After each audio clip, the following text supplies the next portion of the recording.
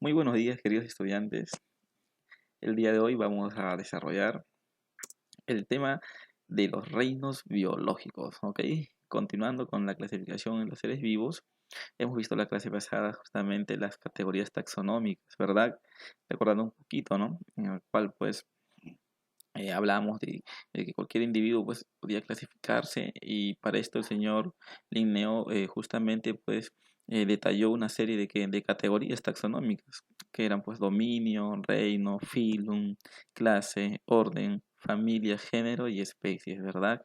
Bueno, en algunos casos incluso hablamos de subespecies, de, además de subespecies de variedades en plantas y razas en animales. Bueno, el día de hoy vamos a hablar de los reinos biológicos. Eh, Exactamente, pues vamos a hacer un hincapié en los dominios y la característica de los reinos. Y como siempre, a cargo de quién? Del profesor Santiago Candela. Muy bien. Entonces vamos a empezar con este cuadrito que ya lo habíamos visto en las diapositivas pasadas. Efectivamente, el padre de la taxonomía es el señor Linneo, ¿verdad? Sí, el señor Linneo. Y vamos a darnos de frente acá, al final, el penúltimo, ya en la penúltima columna, donde dice que el señor Gus, él propone 6 reinos, ¿verdad? Eubacteria, Arqueobacteria y los 4 que ya conocemos, protista, fungi, planta y animalia. Y finalmente, el mismo señor Gus con su grupo, digamos, de investigadores, proponen 3 dominios: dominio bacteria, dominio arquea y dominio eucaria. Ok, recuerden que dentro de las categorías taxonómicas, el primer general, sí, la primera categoría es el dominio, ok, que nos está indicando justamente pues qué tipo qué tipo de, digamos, de ancestro ha originado toda la diversidad que conocemos. Entonces está el bacteria, sería, digamos, pues un ancestro, las arqueas y finalmente las eucariotas. ¿Ya? Bueno, pasamos entonces, ahora sí, este cuadrito vamos a encontrarlo en el libro, ¿ya? En el libro de texto. Ahora, cuando hablamos de las características de los reinos, efectivamente vamos a hablar, digamos, de un conjunto de características que nos permiten, pues, diferenciarlas. Antes de empezar a hablar, digamos, quiero que observes el cuadrito, no que te pongas a leer, quiero que observes de forma, digamos, general, macro. ¿Ya? Te regalo 5 segunditos.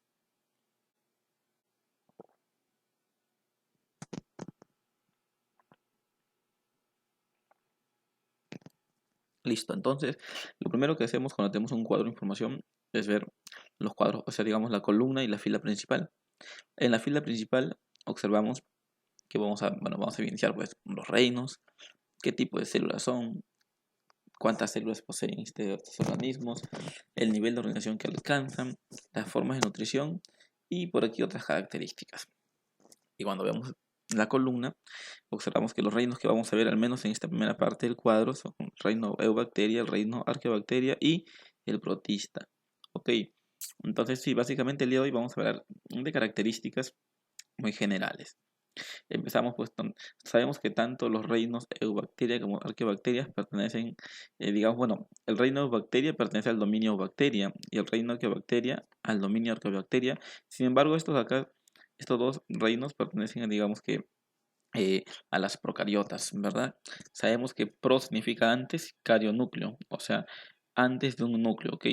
Tanto las eubacterias como las arqueobacterias carecen de un núcleo definido. Debemos de recordar que en el núcleo justamente se encuentra el ADN, ¿verdad? Listo. Ahora, cuando hablamos del número de células, sí, efectivamente los procariotas todos son unicelulares. Ellos no lograron a formar tejidos, por lo tanto, todos los procariotas son unicelulares.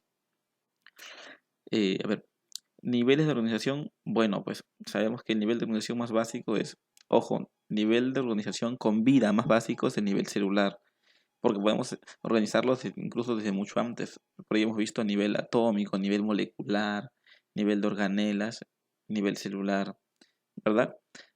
Pero sabemos que a partir del nivel celular recién estamos hablando de seres vivos, ¿ok?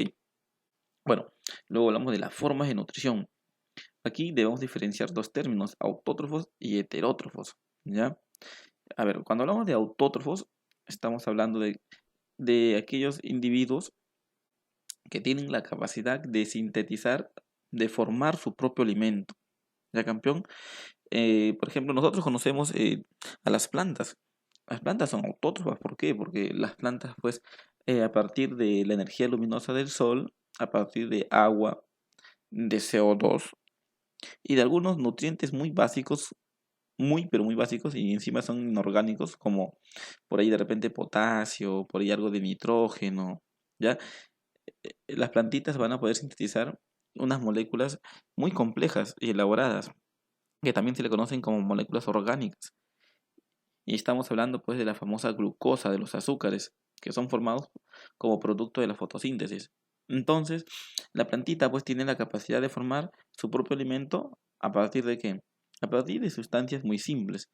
Entonces, a estos animales o a estos individuos, en este caso, perdón, a estos individuos se les llaman autótrofos. ¿Ya? Los animales, por favor, me corrijo, los animales no pueden realizar fotosíntesis.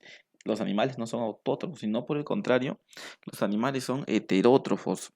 Ahora, ¿qué significa heterótrofo? Significa pues que simplemente necesitamos alimentarnos de otros seres vivos para poder, ¿qué cosa? Conseguir o formar nuestros materiales que van a ser parte de nuestras células, ¿ya? Entonces, a ver, resumiendo, los autótrofos pueden elaborar su propio alimento a partir de materias simples. Y los heterótrofos, ellos más bien, bueno, ellos no pueden elaborar sus propios materiales y por lo tanto tienen que alimentarse, tienen que consumir, digamos, pues, parte, ¿no? Parte de otros seres vivos, ¿ya? Para poder reciclar esos materiales y elaborar sus propios, digamos, pues, materiales celulares. Listo, entonces, ahora, ahora que ya sabes que son autótrofos y heterótrofos, entonces las eubacterias, sí, hay bacterias que son autótrofos, y efectivamente, es más, hay un grupo de bacterias que pueden realizar fotosíntesis. ¿De campeón? Entonces, bueno, sí, son pocos realmente, la mayoría son heterótrofos, ¿ok? Y acá nos dice con digestión externa. ¿Qué significa con digestión externa? Bueno, significa que, digamos que lo que van a degradar, bueno, lo que vaya a servir como nutriente, como alimento, antes de que ingrese, justamente, pues, podría ser al nivel de la membrana celular de repente. Estas bacterias liberan unas enzimas que degradan totalmente, digamos, lo que vaya a ingresar. Y entonces ingresa de forma ya como materiales muy simples, que pueden ser aprovechados, digamos, de forma directa para formar materiales más complejos en el interior de la bacteria. Ya, repito, digestión externa significa que la bacteria libera ciertas enzimas digestivas al exterior bueno, de ella para degradar lo que vaya a ingresar. O sea, lo que ingresa ya ingresa degradado, ¿ya? Ahora, por aquí otras características, obviamente son microscópicas, pues, ¿no? ¿Se acuerdan cuando hablamos de la medida? Las bacterias pueden medir entre 2 y por ahí a lo mucho, exagerando, 6 8 micrómetros, ¿ya? Las unidades que se utilizan son micrómetros, ¿ya? Son pequeñitos. Ya habíamos dicho que un micrómetro, eh, digamos que equivalía a que si tú divides 1 milímetro en 1000 pedacitos pequeñitos, cada uno de esos pedacitos pequeñitos es un micrómetro. Ahora, bueno, las bacterias nos dicen que viven en todos los ambientes. Sí, pues las bacterias pueden estar presentes en todos los ambientes. ¿Ya? Bueno, ahora vamos a pasar con las arqueobacterias. Ellas también son procariotas. Si son procariotas, también son unicelulares. El nivel de organización que alcanzan también a nivel celular. Estas también son autótrofas y heterótrofas. Ahora, acá dice que obtienen energía de sustancias como el azufre. Bueno, acá hay una diferencia. En el caso de, digamos, de las eubacterias, que son autótrofas, efectivamente un grupo de ellas puede obtener energía, o mejor dicho, aprovecha la energía luminosa solar, algo parecido a las plantas, por eso que también se le llaman bacterias fotosintéticas. En cambio, en las arqueobacterias, estas, digamos que la energía que utilizan para sintetizar sus materiales, digamos que no son, digamos, no provienen del sol, sino más bien provienen de reacciones químicas, ¿ya? Provienen de reacciones químicas de ciertas sustancias como el azufre, ¿ok? Por eso a ellos, en lugar de decirle fotoautótrofos, se le dice quimiautótrofos, ¿ya? Por aquí, apunto por ahí. Entonces, cuando se utiliza energía luminosa del sol para formar nuestros propios alimentos, se le llama fotoautótrofos. ¿Por qué foto? Porque la energía viene de la luz. Cuando utilizan energía proveniente de reacciones químicas, en este caso como por ejemplo del azufre, se le dice quimioautótrofos. ¿Por qué? Porque la energía proviene de una reacción química. ¿Ok? Bueno, entonces por eso dice ahí eh, autótrofos y heterótrofos que obtienen energía de sustancias como el azufre. Ojo, en este caso, obtienen energía de sustancias como el azufre se refiere a que a la nutrición autótrofa, ¿ya? Porque la heterótrofa simplemente tiene que degradar, ¿ya? Degrada, consume otro ser vivo. Estos también viven en todos los ambientes. La única diferencia es que las eubacterias, digamos que sí es cierto, se distribuyen por todo el mundo, pero las procariotas tienen una capacidad. Estas pueden vivir en condiciones extremas. ¿Qué se refiere a condiciones extremas? Por ejemplo, en aguas termales, cerca de un volcán, en aguas demasiadas salinas, pueden tolerar lagunas ácidas, etcétera, etcétera. O sea, ambientes extremos. Por ejemplo, incluso hay arqueobacterias presentes en la Antártida. Ya campeón, estas tienen esa característica de poder sobrevivir en condiciones extremas. Y obviamente esto responde a que tienen pues diferencias en su composición, ¿verdad? Y en su fisiología. Bueno, dejamos de hablar de las procariotas y ahora vamos a pasar a las eucariotas. En este caso, cuando hablamos de eucariotas, eh, pues hablamos de que esta célula cuenta con un núcleo definido. Eu significa verdadero, ¿no? Cario, núcleo, o sea, un núcleo verdadero, un núcleo definido, dentro del cual vamos a encontrar pues su material genético que es el ADN. ¿Ya, campeón? A ver, cuando hablamos de los protistas, estos pueden ser unicelulares o pueden ser pluricelulares. Ya campeón, habíamos puesto un ejemplo, las amebas, los paramecium son unicelulares, ya campeón, pero también hay, ojo, protistas pluricelulares, ya. Ahora, niveles de organización, bueno, acá nos dice celular, ¿no? Sin embargo, si nos dice acá que pueden ser pluricelulares, acá lo que ocurre es que, ¿por qué no nos ponen tejidos? Cuando estudiamos los niveles de organización, habíamos dicho que los tejidos son un conjunto de células, ¿recuerdan? Un conjunto de células que digamos que realizan la misma sí, que realizan la misma función. En cambio, estos protistas, si bien es cierto, tienen un conjunto de células, pero este conjunto de células no realizan la misma función, sino que cada una de estas, o al menos se agrupan para realizar diferentes funciones. Por lo tanto, no son, digamos, no entran dentro de la categoría de tejidos. Por ejemplo, nuestra piel tiene un conjunto de células, pero todos estos tienen un objetivo en común, o sea, cumplir una función. Ok, una función en común. En cambio, en el caso de los protistas que son pluricelulares, es cierto, tienen un conjunto de células, pero digamos que por grupos las células no trabajan de manera coordinada para cumplir una función específica, sino para cumplir varias funciones. Ok, entonces se puede decir que un grupo de células de repente se especializa para una función, otro grupo de células para otra función, y de esta manera entonces no pueden ser clasificados como tejidos y por ello es que se deja dentro del nivel celular.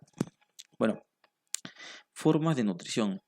Estos acá pueden ser autótrofos también, efectivamente, porque dentro de los protistas, recuerden ustedes que también se encuentra el grupo de las algas y existen algas unicelulares y algas pluricelulares. Ahora, cuando hablamos de algas, hay algas fotosintéticas. Ya campeón, hay algas fotosintéticas. Por eso que estos protistas pueden ser autótrofos, fotosintéticos y también pueden ser heterótrofos. Y lo mismo con digestión externa. Recuerden, liberan ciertas enzimas digestivas a su alrededor, degradan pues qué cosa, el alimento y ingresan de forma muy sencillita. ¿Ya campeón? Por aquí, a ver, otras características. Nos dicen, viven en ambientes acuáticos. Bueno, sí, efectivamente, recuerden ustedes que la vida se desarrolla en el mar. Y por lo tanto, los primeros tipos de vidas han tenido que, digamos, ser de medios acuáticos. Por ejemplo, algunos son de vida libre y otros parásitos.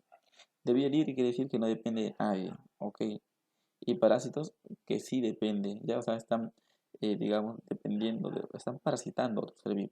Un parásito, por ejemplo, es el piojito vive en bueno, no debería, pero en algunos casos viven en la cabecita y dependen, pues, ¿no? O sea, dependen de quién, del hombre para poder subsistir. Pero son parásitos, dependen de otros seres vivos para poder sobrevivir.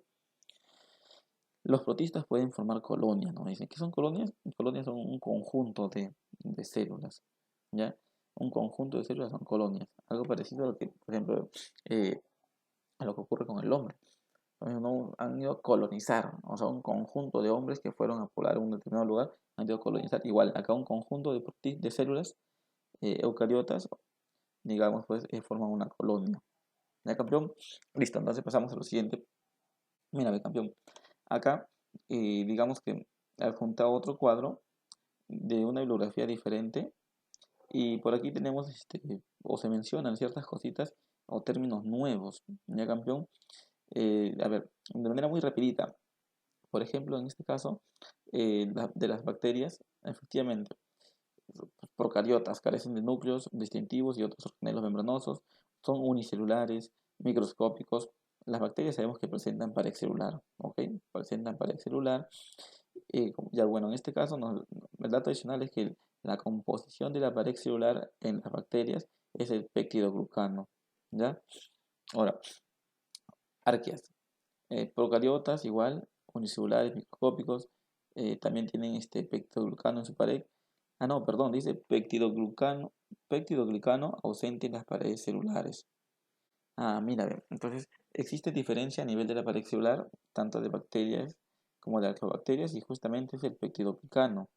Estas solo están presentes en la pared de las bacterias y están ausentes en la pared de las arqueas, ¿ok?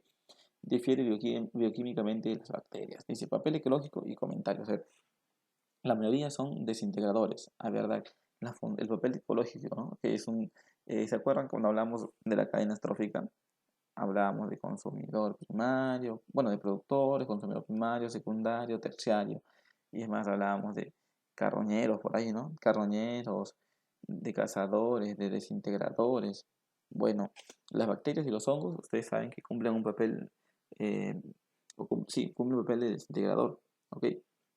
Por eso dice que la mayoría son desintegradores.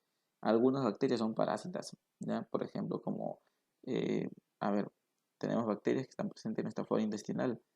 Sí, dependen de nosotros, ¿ok? Ahora, algunos autótrofos quimiosintéticos. Claro, también hay autótrofos quimiosintéticos.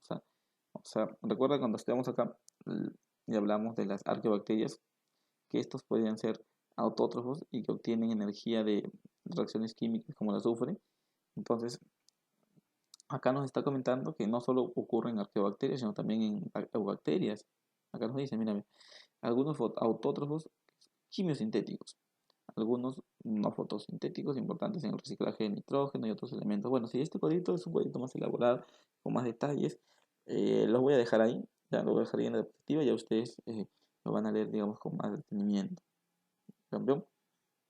Por aquí un dato importante, los protistas se clasificaron antes en, en el reino protista. Los protistas se clasificaron antes en el reino protista, ahora se asignan a varios supergrupos. Bueno, efectivamente, nos está indicando que antes todo era, digamos, todos eran considerados como un solo tipo. Ahora dentro de los protistas hay varios grupos. ¿Se cambió? Características son eucariotas, principalmente unicelulares, pero también pueden ser multicelulares simples. Aquí este término multicelular y acá nos dice pluricelular. Campeón, aprovecho, ya campeón. Nosotros estamos aprendiendo. Efectivamente tenemos un libro de texto, pero no es lo único con lo que se cuenta. Hay mucha bibliografía, hay mucha información. Entonces, no está malo comparar. A ver, hijo, tú debes saber que existen tres términos. El término unicelular, el término multicelular y el término pluricelular. ¿Ok, campeón? Entonces, cuando hablamos realmente de multicelulares, hablamos de un conjunto de células similares, ojo, sí, células similares, del mismo tipo. La diferencia es que estas, eh, o sea, no es que trabajen de manera coordinada para cumplir una función, sino más bien que trabajan de forma independiente para, de repente, para cumplir funciones distintas. Y es por eso que a los protistas no le encajamos dentro de nivel, digamos, tejido, sino que se queda en el nivel celular. ¿Ya, campeón? Bueno, a ver, ustedes lo siguen leyendo con mucho detenimiento. Vamos a pasar al siguiente cuadrito donde dice características de los reinos. Y pasamos pues ya hemos hablado de las arqueobacterias, de las eubacterias y de los protistas. Ahora vamos a hablar del reino fungi. Fungi, ¿ya, campeón? Que hablamos pues justamente de los hongos, ¿no? De los hongos. Bueno, estos ya son eucariotas, ya sabes por qué, presentan un núcleo definido. También pueden ser unicelulares, como el caso de las levaduras. que se utiliza para la fermentación, eh, digamos, y también para la producción pues de pan, cake, ya campeón, levaduras, o pueden ser también pluricelulares, ya campeón, con muchas células. Ahora, a ver, por ejemplo, este honguito que tienen acá, que parece un champiñón, que no lo es, obviamente, porque el champiñón es de otro colorcito. Es más, los honguitos con colores muy, pero muy llamativos, por lo general son hongos venenosos. ¿Ya campeón? Entonces, a ver, este honguito parecido a un champiñón está formado por muchas células, campeón. Y a las células, en el caso de los hongos, digamos que se le llama micelios, ¿ya? Micelios. Entonces, estos pueden ser, pues, heterótrofos y obviamente tienen una digestión externa. Por eso también son desintegradores. El campeón, estos lo desintegran afuera, campeón, antes de que ingresen. Y una vez desintegrado, absorben, pues, los nutrientes de forma muy sencillita. Algunos hongos pueden ser parásitos y la mayoría son descomponedores, o sea, cumplen un papel ecológico siendo descomponedores. ¿El campeón? ¿Qué significa descomponedor? Por ejemplo, a ver, un león se caza a una cebra, ¿ya? Entonces el león se lo comen, él es el cazador. Luego deja restos y vienen los carroñeros. Dentro de los carroñeros puede estar, por ejemplo, pues, puede ser una hiena, ¿sí? Una hiena es un carroñero, por ahí. Pueden ser también estos famosos buitres, ¿no? Los buitres también que son carroñeros. Ahora, la pregunta es, ¿estos se comen casi todo, pero quedan pequeños restos microscópicos, bueno? Y estos restos microscópicos, ¿quién lo aprovecha? Bueno, lo aprovechan justamente los desintegradores, ¿ya? O descomponedores. Entonces, estos aprovechan justamente de estos residuos que ya no pueden ser aprovechados pues, ni por los carroñeros, ¿ok? Entonces, los hongos pueden ser algunos parásitos y muchos de estos parasitan a las plantas, ¿de campeón? Formando pues digamos ahí eh, una relación dependiente de campeón, en algunos casos dependientes y en otros casos ambos ayudan, ¿ya? Ahora pasamos al reino plantae, ¿ya? Que muchos de ustedes lo conocen como reino vegetal, ¿sí? Reino plantae. Son eucariotas, estas sí son todas, son pluricelulares. Por aquí, sí, forman ya, llegan a nivel. ¿A qué nivel llegan? Nivel de organización, bueno, llegan a sistemas, ¿ya? Sistemas. Es más, esta forman ya un individuo, no podemos quedar solo con sistemas. O sea, ustedes saben que el conjunto de sistemas forman al individuo, entonces, bueno, estas tienen, las plantas, todas son autótrofas, ¿ya? Y son fotosintéticas. La energía para formar su propio alimento lo obtienen del sol. No vas a encontrar plantas que sean quimiosintéticas o quimioautótrofas, eso no existe. Bueno, y finalmente nos dice que las plantas pues no se pueden trasladar, ¿no? Por sus propios medios, o sea, no tienen movilidad.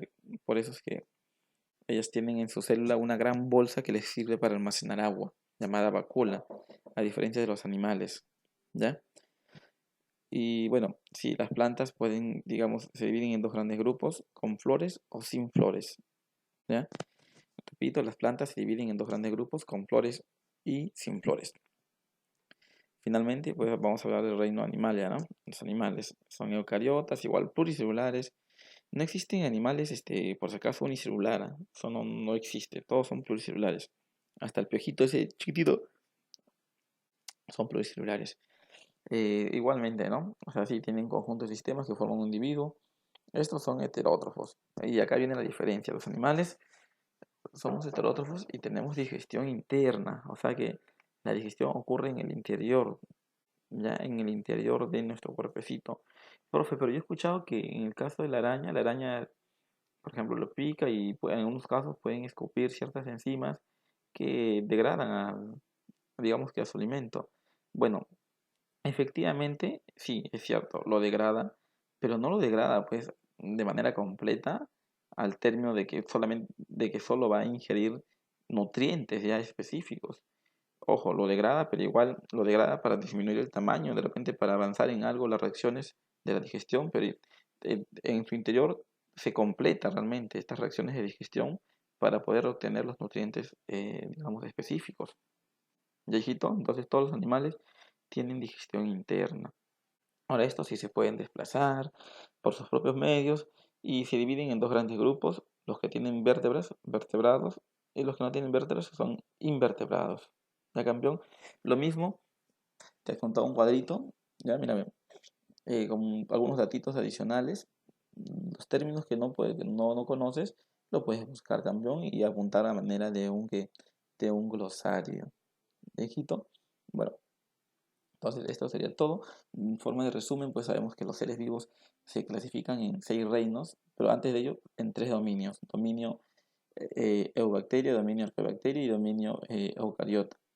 Y estos a su vez en 6 reinos y están distribuidos en niveles de agrupamiento, ¿no? Sí, todos los individuos están distribuidos en niveles, pues, ¿no? Llamados categorías taxonómicas, y esto nos permite darles un nombre científico.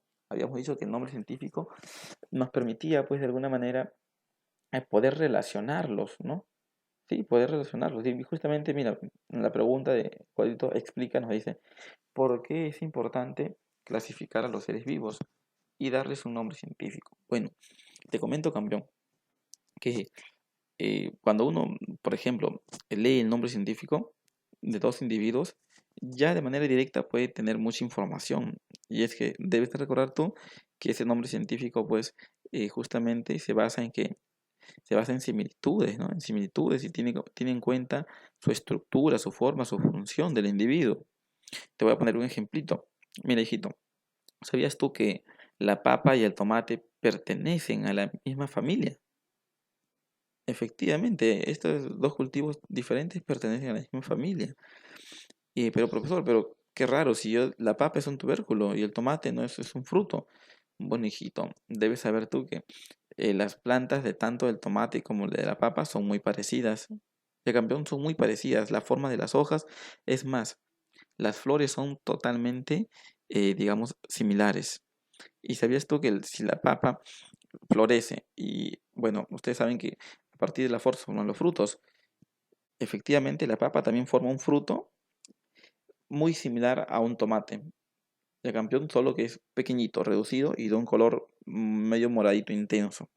Entonces, efectivamente, al yo leer el nombre científico de la papa, que por cierto queda como actividad para que tú lo puedas y averiguar, la papa y el tomate, busquen el nombre científico de la papa y el tomate y van a ver que pertenecen a la misma familia. ¿Ok? Y si ustedes buscan fotos de sus flores, van a poder observar de que la flor de la papa y el tomate son muy similares. ¿Ok? Y esto se debe a qué? A que pertenecen a la misma familia, pues, campeón. Entonces, eh, para ello es importante darle nombre científico para poder, pues, agruparlas, ¿ya? Y de manera, digamos, directa poder ya conocer sus funciones, sus características, sus propiedades. Listo, chicos, esto sería todo. Entonces, un fuerte abrazo para cada uno de ustedes y nos estamos encontrando en nuestra próxima sesión. Muchas gracias.